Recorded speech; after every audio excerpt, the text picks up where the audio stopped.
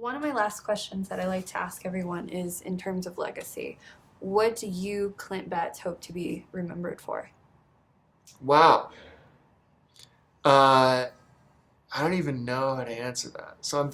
A great mustache. Yes, and let me just apologize for the mustache on the record. I, for one, high five this mustache. I think it's a keeper. So I think I told you this. Like my rule for this mustache, so I never have this. This is not typical, right? I know, when I saw you, I was like, whoa! But it amuses me Uh-huh. to almost like no end. So every morning when I wake up and I look in the mirror, I'm like, oh, what is this? This is awesome. Are you just playing a caricature of yourself? I don't know what's happening. This is probably a crisis. I just turned 33. Okay. And so this could be just like a crisis of like, some of my hair is going gray. Oh my gosh. I'm like dying. I think it's a keeper. This is like a physical embodiment I'll be of like disappointed when me it's just gone. like in full crisis mode as a Okay. human being. Well, I'm glad we captured this today because this can live on. Yes. You're glad I'm not. I'm not going to, once this crisis is over, I'm not going to be happy that I, had this mustache here for this interview. But we'll deal with it. Okay. We'll deal with it. But real legacy wise, what would you want to be remembered for? It's probably has nothing to do with a career, Mm-hmm. to be quite honest with you, because, again, like I wish I could take more credit for Silicon Slopes, but the reality is like entrepreneurs drive this community, and they should always, be put on the pedestal because, without them, there is no startup and tech community. And folks like Josh James and Aaron Sconard and Ryan Smith and Dave Elkington and Brad Rencher and Todd Peterson. And the list goes on and on. I've done just as much, if not more, for the Silicon Slopes organization than I have. I never think in terms of legacy. I've never even thought about this question until right this second. So this may not actually be my answer, but my real answer is probably like, was I a good husband? Was I a good father? Was I a good neighbor? Was I a good just member of society, right? And in particular, those first two, right? Like there was a period when I was building beehive startups, and like I mentioned, like entrepreneurship is really, really, really, really hard, right? And what does that actually mean? You always hear people say, like, it's really hard. What does that mean? It means you don't see your loved ones. In my case, I didn't see my wife and kids for like 3 years. It's like 20-hour days, no joke. Like, that's not hyperbole. Yeah. 20-hour days, 4 hours of sleep, and you're back at it for 3 straight years, right? And I, went through a period in my life, right, where, in those 3 years, toward the end of those 3 years, I'm like, what are you doing? What is this? You know what I mean? This doesn't make any sense. And I realized, like, I'd kind of failed as a father, kind of failed as a husband, and failed in, like, this part of my life that was far more important than, like, this blog I'd started or whatever, right? And so for me, like, understanding, like, when I got to that point, after like 3 years of like just doing nonsense and, totally losing focus on like what's most important to Clint, being there for my wife, being there for my kids, and my priorities were just out of whack, both personally and professionally, right? I just had to rededicate myself to like the things that actually mattered, right?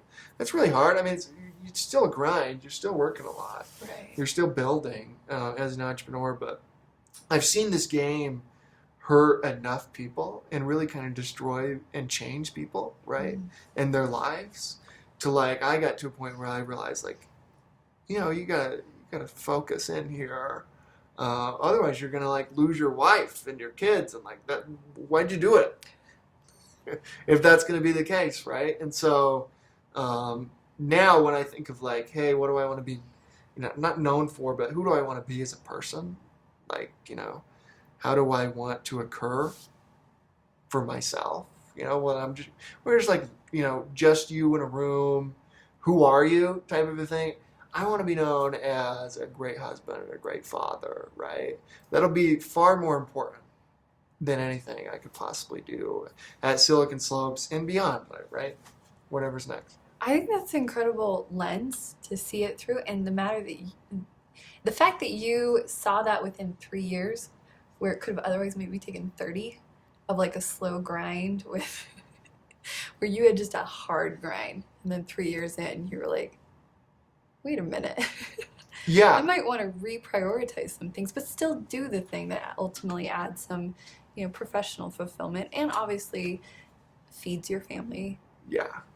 adds some, added benefits here and there. But for you to see that within the 3 years versus, a career, I think that speaks to you as a person. Well, I got unlucky and lucky at the same time, right? Because we went through a number of like personal crises at those 3 years, right?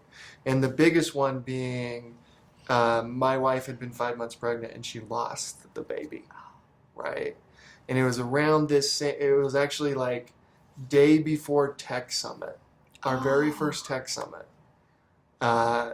We were in the hospital, because you had to deliver the baby after you have a miscarriage. Mm-hmm. And I didn't get to Salt Lake City until 11 p.m. Event starts at 8 a.m. the next morning, right?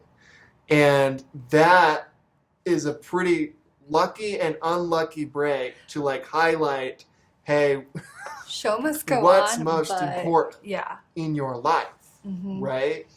And how are you going to prioritize your life and what matters most to you in the future? And it's also, not to make that story just about me, it's also an expression of what this community is, what it means to me, and the way it rallies around folks who are having a hard time or need support or just generally, need somebody to say, hey, we got you, right? Because we were driving up to Salt Lake, me and my wife, just devastated, right? Totally devastated, not even sure like how we were going to do the next 2 days, right? Because I had to be on stage to open up the first Silicon Slopes Tech Summit that next morning. And I got a call from Qualtrics CEO Ryan Smith, which I'll never forget. And he said, hey, I heard what happened. I'm so sorry. Don't worry about tomorrow. We got it. The only thing that matters is that person in the car with you. Nothing else matters. Focus on your family. We got you. We'll see you tomorrow morning. We want you on stage if you can make it. We're going to be right there as soon as you walk off. And the way, Josh and Aaron and Corrine Clark and all those guys responded to that. And Ryan and that phone call, which I don't know that he really knows what that meant to me and my wife at that time, right? Changed everything for us, right? That really has changed my entire perspective on entrepreneurship and what's most important and how great it is to build a great company and a great community and a great brand and all that type of stuff. But to not lose focus on what, matters most to you in your life. Yeah, it means so little if you're not focused on the people, the human part of it too. But I think that empathy, it builds an empathy, I'm sure. Yeah.